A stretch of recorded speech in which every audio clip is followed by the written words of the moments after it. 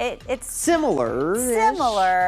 It's still like it's a more muted greenish color. It's Yeah. not quite as like 80s Miami Vice fun. So we're glad to see this return. Yeah, I hope that the carpet is ready for a lot of photo ops. Oh, and probably a lot of wet shoes today too, right? Yeah, definitely going to be wanting to wipe off your feet before you step on any carpet as the wet weather continues to find its way down across much of the Pacific Northwest. As we now take a live look out over the Vancouver waterfront, the cloud coverage still widespread across our region as our temperatures are stabilizing right around 57 or so. It's dry right now, but that won't be the case for the rest of the afternoon and evening. You can see those hit and miss showers taking us through the rest of the day, and we are expecting to see those temperatures continue to sit right around 57. That's our expected high today as the Portland metro area is picking up on a stray raindrop or two as we take a live look at the radar and satellite over the metro area. And if we look at the broader picture, there's a lot of moisture from the coast all the way to the high terrain of the Cascades. Now,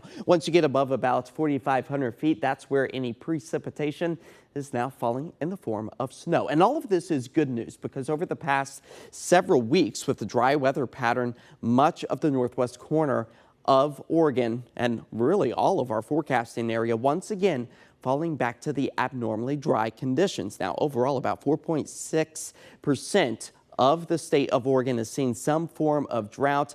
And as far as just our area with the abnormally dry, that is expected to continue to increase. That is if we see the end of the rain showers. Now, this is known as a flash drought, and basically that means sudden moisture evaporation from our otherwise saturated landscape, and that's exactly what we dealt with back on Tuesday. We saw those strong easterly winds come out the Cascades. It dried everything out, warmed up our temperatures, and we are expecting another warming trend by the time we work our way into the month of May. But overall, seeing the decreasing potential of the drought situation over some locations in our state. But again, much of the Portland metro area and the northwest corner of the state falling back to the abnormally dry conditions. So we like to see the return of the moisture, even if it isn't as spring feeling as maybe you might hope. But we are picking up on just a few snowflakes still tracking their way over the high terrain of the Cascades, Mount Hood, and many of the higher elevated spots over the mountains under a winter weather advisory. That's all above about 4,500 feet.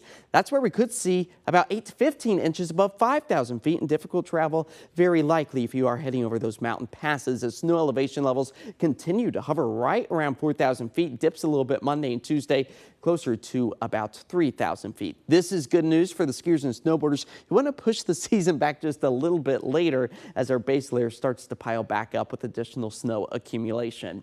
Now, as far as the futurecast goes, keeping those on again, off again, rain showers for us through the rest of the day today as we work our way into Saturday. Drier for the start of the day. Rain showers pick up by the afternoon, and that's going to be much of the case as we move our way into Sunday as well, expecting to see kind of a soggy weekend setting up for us. Helping to fill up the rain gauge in addition to what we've already seen, adding another ½ inch for the I-5 corridor, closer to an inch, inch and a half possible for the coastline as this cool pool of air continues to find its way back into the Pacific Northwest, and a mild ridge starts to build, tries to warm us up, but still keeping those temperatures in the upper 50s through the weekend. It's not until really we move our way into the month of May that we see the return of the 60s. But as far as the weekend goes, approaching 60 degrees as early as Sunday. Again, scattered showers and maybe a few sun breaks here and there, but overall it is going to be a wet trend all the way through the end of April. And those April showers to bring May flowers with more sunshine, and those highs once again returning to the mid 60s as we celebrate May Day on Wednesday. So overall, a very typical end to the month of April. And you got to keep in mind, even though it's less than ideal to be out in the rain, it kind of keeps the fire season back. Yeah, and next Thursday looks like it's going to be nice. Prime time. So there's that. Yeah. Okay, we'll be right back.